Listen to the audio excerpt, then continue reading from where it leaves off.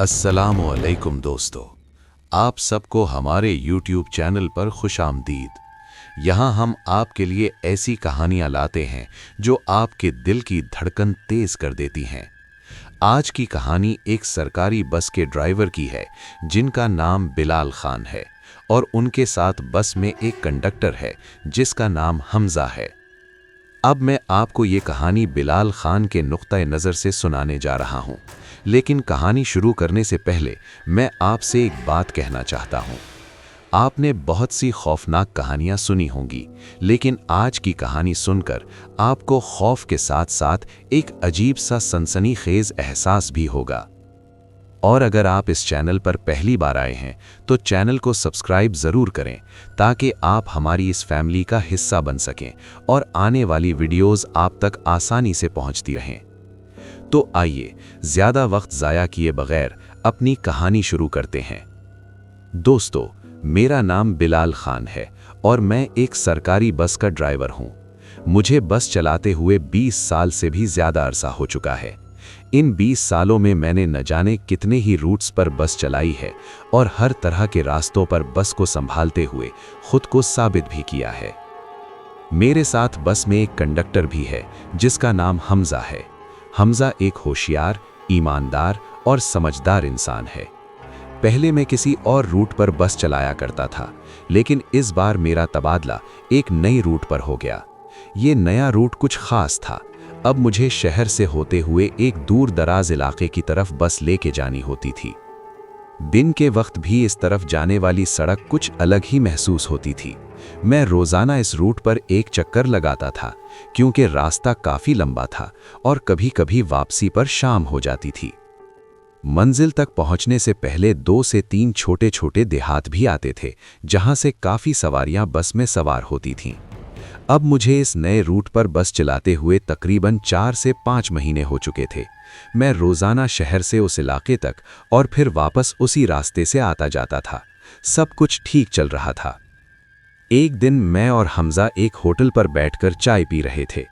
इसी दौरान हमजा ने मुझसे कहा, उस्ताद, क्या आपने कभी इस रास्ते के बारे में कुछ अजीब सुना है? मैंने कहा, नहीं, क्यों? हमजा बोला, उस्ताद, मैंने सुना है कि ये रूट दिन में तो ठीक रहता है, लेकिन रात के वक्त यहाँ खतरनाक वाक़यात पेश आते हैं। कहते हैं कि रात में यहाँ कई लोगों के साथ अजीबो-गरीब हादसात हुए हैं और कुछ लोग तो आज तक लापता हैं, किसी को नहीं मालूम कि वो कहाँ गए। उसने मजीद कहा, मैंने खुद बस में सवार मुसाफिरों से भी कई बार ऐसा सुना है। मैं हंस पड़ा और कहा, हमजा, तुम भी किन बातों पर यकीन करने लगे हो? भूत प्रेत कुछ नहीं होते, ये सब अफवाहें हैं। ऐसी बातें देहात में आम होती हैं। तुम फिक्र मत करो, हमें तो इस रूट पर काफ़ी अरसा हो गया है, लेकिन आज तक कुछ भी नहीं हुआ। हमजा ने कहा, लेकिन उस्ताद, हमने कभी रात में इस रूट पर सफ़र नहीं किया। मैंने जवाब दिया, तुम बिला वजह इन बातों को पकड़े बैठे हो।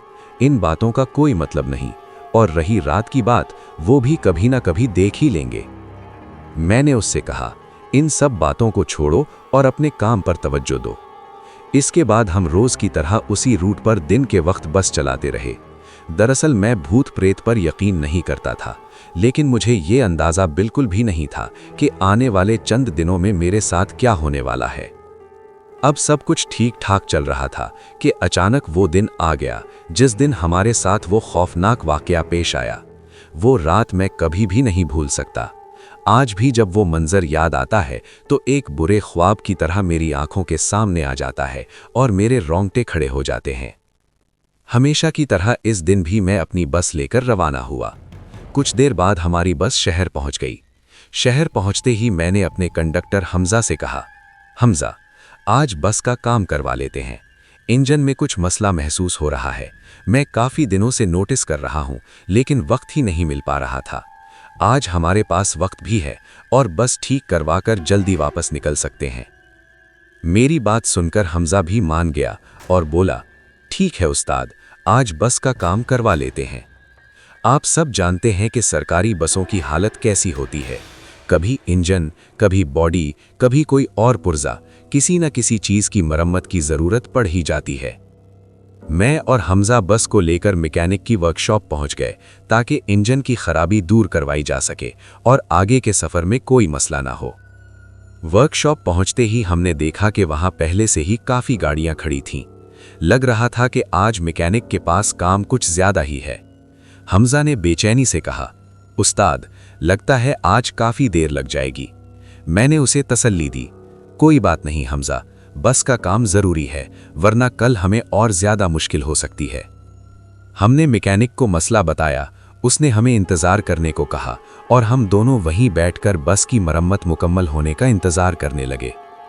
वक्त गुजरता गया, मैकेनिक काम में लगा रहा, लेकिन हमें अंदाजा होने लगा कि आज गैर मामूली ताखीर हो रही है। हमजा ने घबरा कर कहा, उस्ताद, लगता है आज की रात यहीं गुजारनी पड़ेगी। मैंने कहा, थोड़ा और इंतजार कर लेते हैं, बस कुछ ही वक्त लगेगा। तकरीबन 2 घंटे बाद मैकेनिक ने इशारा किया कि बस का काम मुकम्मल हो गया है। हम दोनों ने सुकून का सांस लिया। इसके बाद हम बस लेकर वापस उसी जगह पहुंचे जहां से हमें मुसाफिरों को लेकर रवाना होना था। लेकिन वहां पहुंचकर एक अजीब बात सामने आई। वहां एक भी मुसाफिर मौजूद नहीं था जो हमारी बस में सवार होकर आगे जाना चाहता था।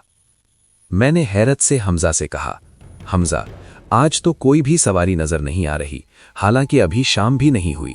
हमजा ने अर्धगिर्द देखा और कहा, उस्ताद, मुमकिन है हमें आज बहुत देर हो गई, मुमकिन है सब मुसाफिर किसी और गाड़ी में चले गए हों। मैंने सोचा शायद वो ठीक कह रहा है।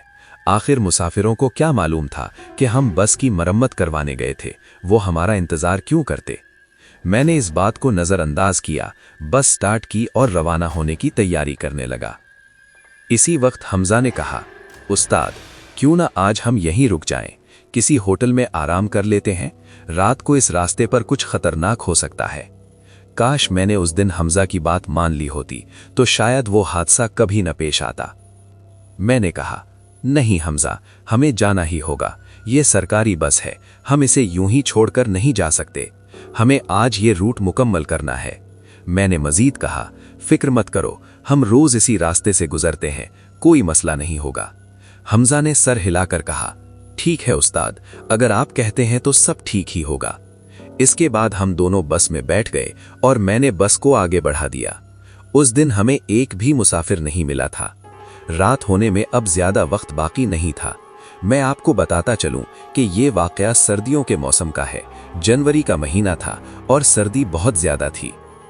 हम तकरीबन शाम 5 बजे के करीब रवाना हुए। हमजा मेरे साथ कैबिन में बैठ गया और हम रास्ते में आम सी बातें करने लगे। कुछ दूर जाने के बाद मैंने देखा कि सड़क के किनारे 2 आदमी खड़े हैं जो लिफ्ट मांग रहे हैं। मैंने हमजा से पूछा, ये लोग इस वक्त कहाँ जा रहे होंगे, क्या बस रोककर इन्हें लिफ्ट दे दें? हमजा ने कुछ सोचकर कहा, अभी रात नहीं हुई, कोई मसला नहीं, कम से कम हम अकेले तो नहीं होंगे। मैं मुस्कुराकर बोला, तुम अब भी रात से डर रहे हो? हमजा ने घबरा कर कहा, उस्ताद, आज दिल बहुत बेचैन है, ऐसा एहसास पहले कभी नहीं हुआ। मैंने उसे तसल्ली दी और बस रोक दी। बाहर अंधेरा तेजी से फैल रहा था और हिमाचल प्रदेश के घने जंगल में एक अजीब सी खामोशी छा गई थी। दूर दूर तक कोई आबादी नजर नहीं आ रही थी। इसी वक्त सड़क के किनारे 2 आदमी नजर आए। दोनों ने हाथ देकर बस को रोकने का इशारा किया। मैंने रफ्तार कम की और शीशा नीचे करके पूछा, कहाँ जाना है? उनमें से एक ने भारी आवाज में कहा, डेड रोड के उस पार छोड़ दीजिएगा। ये सुनते ही मेरे दिल में हल्की सी घबराहट पैदा हुई। मैंने कंडक्टर हमजा की तरफ देखा। वो खामोश था, मगर उसकी आंखों में खौफ साफ झलक रहा था। मैंने बात को नजरअंदाज करते हुए कहा, ठीक है, बैठ जाओ। वो दोनों बस में सवार हो गए, मगर अजीब बात यह थी कि वो सीधा पिछली सीटों पर नहीं गए, बल्कि आखिरी दरवाजे के करीब खड़े हो गए। हमजा ने आगे बढ़कर टिकट मांगा। उसने 2 बार कहा, मगर दोनों खामोश रहे, जैसे उन्होंने सुना ही ना हो। मैंने बस आगे बढ़ा दी। जूं-जूं हम डेड रोड की तरफ बढ़ते गए, सड़क तंग होती गई। दरख्त इस कदर करीब थे कि ऐसा लगता था जैसे वो बस को निगल लेना चाहते हों। हेडलाइट्स की रोशनी के सिवा कुछ नजर नहीं आ रहा था। अचानक बस के अंदर गैर मामूली ठंडक फैल गई। हमजा ने घबरा कर कहा, रियाज खान, क्या हीटर बंद हो गया है? मैंने कहा, नहीं, सब कुछ ऑन है। इसी लम्हे मेरी नज़र रियर व्यू मिरर पर पड़ी। वो दोनों आदमी अब बैठ चुके थे, लेकिन उनके पांव जमीन को छू नहीं रहे थे। मेरा दिल जोर से धड़कने लगा। हमजा ने भी वो मंजर देख लिया था। उसका चेहरा जर्द पड़ गया। अचानक बस की लाइट्स एक लम्हे के लिए बुझ गईं और उसी लम्हे इंजन बंद हो गया। बस डेड रोड के ऐन दरमियान रुक गई। मैंने कई बार स्टार्ट करने की कोशिश की, मगर इंजन खामोश रहा। बस के अंदर सन्नाटा छा गया था। हमजा ने घबरा कर कहा, उस्ताद, अब क्या होगा? इसी लम्हे पीछे से एक भारी सर्द आवाज आई, यहीं उतरना है। हमजा चीख पड़ा। मैंने हिम्मत करके पीछे मुड़कर देखा। बस खाली थी, कोई मुसाफिर नहीं था। अलबत्ता आखिरी सीट के पास गीली मिट्टी के 2 निशान वाजे थे। मैंने दरवाजा खोला। बाहर ठंडी हवा चल रही थी और जंगल की खामोशी कानों में शोर बनकर गूंज रही थी। अचानक सड़क के किनारे हमें एक बुजुर्ग नजर आए। सफेद दाढ़ी, सादा लिबास, हाथ में लाठी। वो बिल्कुल खामोश खड़े थे, जैसे हमें देख ही रहे हों। मैंने आगे बढ़कर सलाम किया। अस्सलाम वालेकुम बाबा जी। उन्होंने आहिस्ता से जवाब दिया, वालेकुम अस्सलाम। तुम लोग यहां कैसे आ गए? मैंने उन्हें सारा वाकया बताया। बुजुर्ग ने गहरी सांस ली और कहा, तुम दोनों बहुत बड़ी मुसीबत से बच निकले हो। डेड रोड आम रास्ता नहीं है। हमजा ने कांपती आवाज में पूछा, यहां क्या होता है? बुजुर्ग बोले, कई बरस पहले एक लड़की इसी सड़क पर मर गई थी। वो अपनी मंजिल तक कभी नहीं पहुंच सकी। तब से उसकी रूह और दूसरे भटके हुए मुसाफिर यहां आवारा फिरते हैं। जो उन्हें सवार करता है वो खुद भी रास्ता भूल जाता है।